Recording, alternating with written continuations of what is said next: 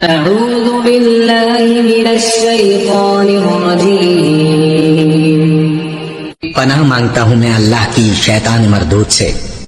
بسم اللہ الرحمن الرحیم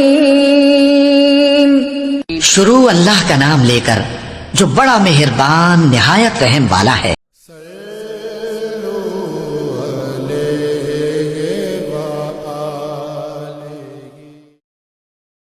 رسول اللہ صلی اللہ علیہ وآلہ وسلم نے ارشاد فرمایا کہ اے عائشہ، اگر تیری قوم دور جاہلیت کے ساتھ قریب نہ ہوتی بلکہ پرانی ہو گئی ہوتی، ابن زبیر نے کہا یعنی زمانہ کفر کے ساتھ قریب نہ ہوتی، تو میں کعبے کو توڑ دیتا اور اس کے لیے 2 دروازے بنا دیتا، ایک دروازے سے لوگ داخل ہوتے اور دوسرے دروازے سے باہر نکلتے۔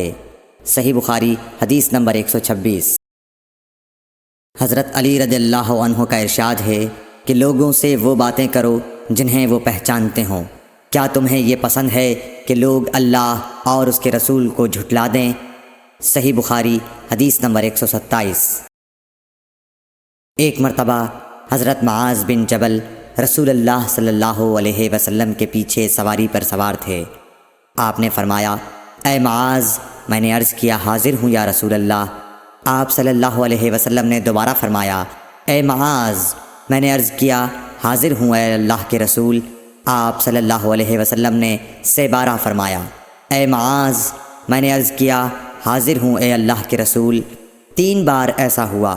اس کے بعد آپ صلی اللہ علیہ وسلم نے فرمایا کہ جو شخص سچے دل سے اس بات کی گواہی دے کہ اللہ کے سوا کوئی معبود نہیں ہے اور محمد صلی اللہ علیہ وسلم اللہ کے سچے رسول ہیں، اللہ تعالیٰ اس کو دوزخ کی آگ پر حرام کر دیتا ہے۔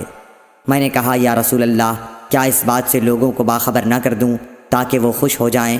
آپ صلی اللہ علیہ وسلم نے فرمایا، اگر تم یہ خبر سناؤ گے تو لوگ اس پر بھروسہ کر بیٹھیں گے اور عمل چھوڑ دیں گے۔ صحیح بخاری حدیث نمبر 128۔